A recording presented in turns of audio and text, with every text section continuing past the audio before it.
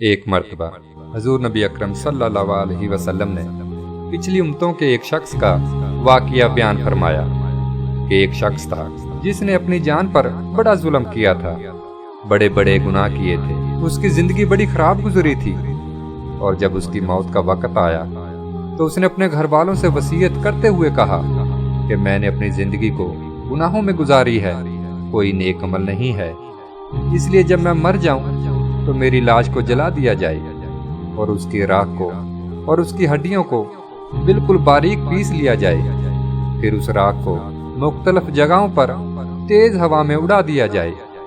تاکہ وہ ذرات دور دور تک جائیں۔ یہ وصیت میں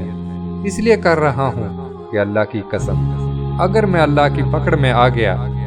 تو مجھے اللہ تعالیٰ ایسا عذاب دے گا کہ اس جیسا عذاب دنیا میں کسی اور شخص کو نہیں دیا جائے گا۔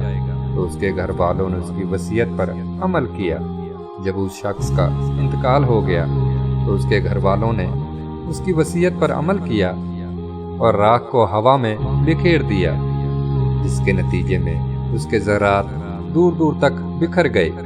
یہ تو اس کی حماقت کی بات تھی کہ شاید اللہ تعالیٰ میرے ذرات کو جمع کرنے پر قادر نہیں ہوگا،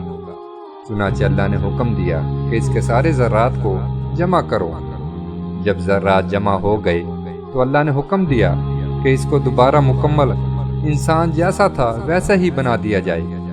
چنانچہ وہ دوبارہ زندہ ہو کر اللہ کے سامنے پیش کیا گیا۔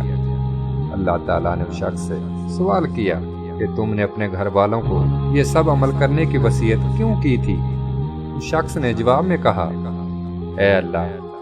آپ کے ڈر کی وجہ سے، اس لیے کہ میں نے گناہ بہت کیے تھے اور ان گناہوں کے نتیجے میں یقین ہو گیا تھا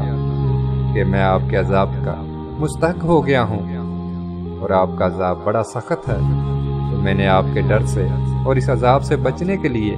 یہ وصیت کی تھی۔ اللہ تعالیٰ نے فرمایا کہ میرے ڈر کی وجہ سے تم نے یہ عمل کیا تھا، جاؤ میں نے تمہیں پھر بھی معاف کر دیا۔